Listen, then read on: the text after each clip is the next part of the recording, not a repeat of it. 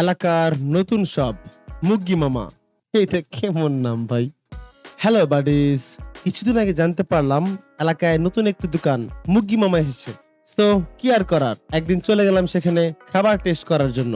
দোকানের লোকেশনটা হলো একই স্কুলের পাশে, ব্রাইড স্কুলের ঠিক আগে মাঝামাঝি জায়গায়। সো সেদিন সন্ধ্যায় আমি চলে যাই সেখানে খাবার খাওয়ার জন্য, এবং সেখানে খুব একটা বেশি ভিড় ছিল না। প্লেসটা খুবই সহজ, সিম্পল আর সুন্দর করে সাজানো হয়েছে। তার সাথে খাবারের প্রচুর আইটেম আর অনেক অপশন ছিল, যা দেখে আমার মাথা পুরো ঘোরাচ্ছিল যে ভাই কি খামু, কোনটা খামু, এত কিছু কেন।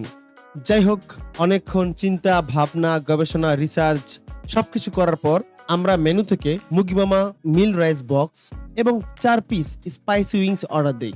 আর কিছুক্ষণ পরেই আমাদের খাবার চলে আসে। তো আমি খাবার টেস্ট করা শুরু করি। অ্যান্ড খাবারের মধ্যে যে চিকেনগুলো ছিল, বিশেষ করে ক্রিপসি ফ্রাইড চিকেন আর চিকেন স্ট্রাইপ, খেতে অনেক ভালো ছিল এবং আমার কাছে খেতে অনেক ভালো লাগছে। বাট ওদের যে ফ্রাইড রাইস এবং যে স্পাইসি উইংস ছিল, এই দুইটা আমার এত ভালো লাগে নাই। প্রথমত ফ্রাইড রাইসের ফ্লেভারটা কেমন যেন ছিল, মানে একটু অন্যরকম ছিল। আমরা নর্মালি যেরকম ফ্রাইড রাইস খাই সেরকম ছিল না, এবং আমার মনে হয় ম্যাক্সিমাম মানুষের এটা ভালো লাগবে না। বাট আমার কাছে যেটা সবচেয়ে বাজে লাগছে ওটা হচ্ছে স্পাইসি উইংস।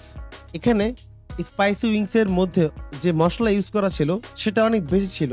হ্যাঁ, আমার নর্মালি স্পাইসি উইংস এ মশলা ইউজ করা হয়, বাট আমার কাছে অতিরিক্ত মনে হয়েছে।